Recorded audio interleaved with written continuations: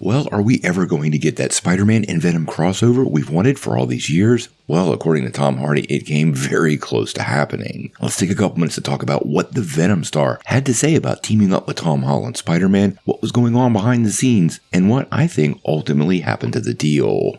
Well, let's be really clear about this. When it comes to Venom and Spider-Man teaming up, the fans want it, the actors want it, and we thought the studio higher-ups also wanted it. But after 6 movies featuring both characters over just the past few years, well, we've never had that crossover between 2 of the biggest franchises out there. Now, if you're familiar with the rights issues between Sony and Marvel and all the years of negotiations and the drama associated with that, some of this might not be much of a surprise to you. They do have a long, illustrious relationship. Now, it totally seemed like when Eddie Brock got zapped to the Earth 616 during No Way Home, well, it was about to happen and fans were finally going to get what they've been asking for. But as many of you know, in Venom 3, that just got turned around 180 degrees without even a thought, one of the most disappointing parts of the movie, and it became clear this wasn't really going to happen at any level. Now, we never really get clues into what's going on behind the scenes, and actors are very careful about what they say about studio execs and their higher-ups. Great way to get blacklisted. But very interestingly, Tom Hardy, who plays Eddie Brock, aka Venom, was recently talking with the Playlist, and he pretty much confirmed something was in the works, and it actually came close to happening. During that interview, he said, quote, "We got close. We got as close as I possibly could imagine getting, apart from doing the film together, which I would have loved to have done because that just means so much fun." Fundamentally, for me, it would be for the kids. Because, as much as adults love superhero films, as you can tell by the box office when they're successful, I think I'm constantly reminded by children how important these characters are, and they don't know why their favorite characters aren't in a film together. Now, Tom Hardy went on to kind of suggest that studio politics were basically being blamed for the project not coming to fruition, which honestly, knowing Tom Rothman, that doesn't surprise me at all. He said, "We were given a set of boundaries, and we were just really privileged to be able to play with as much beloved IP like Venom in a way that we were allowed to play. And in that regard, we did what we could and what we loved doing. We poured all of ourselves into it within the remits of what we were allowed to do with him. And so the enjoyment of the work outweighed our limits of our possibilities with him because we just focused on what we were allowed to do and we were loving doing it."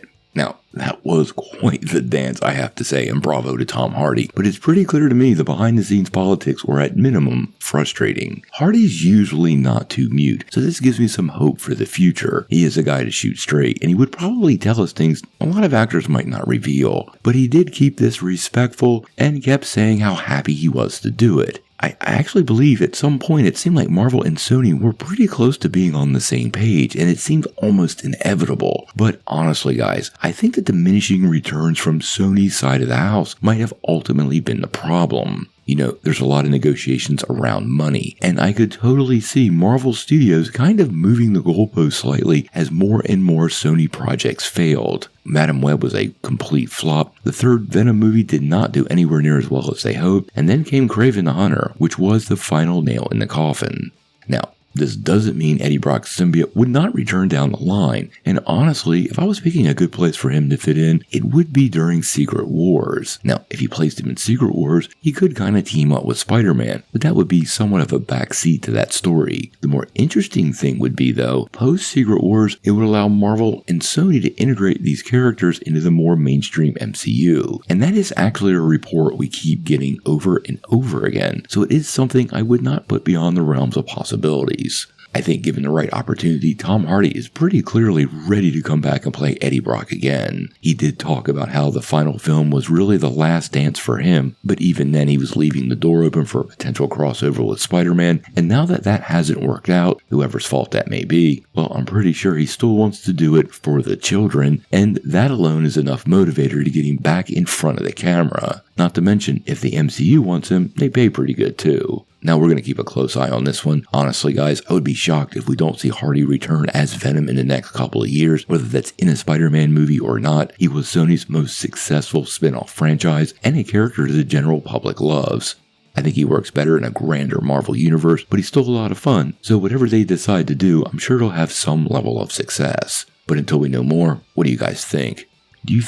How do you feel about this near miss of a crossover from Sony and Marvel featuring Venom and Spider-Man? And Where do you expect the Venom character to show up once again? Tell me what you think in the comments below. Now before you take off though, make sure you hit that like and subscribe button and ring the bell for all the updates. We do daily videos and we want to be your place for all the Marvel and DC news, but we're going to bring it to you truthfully and transparently so you're really in the know.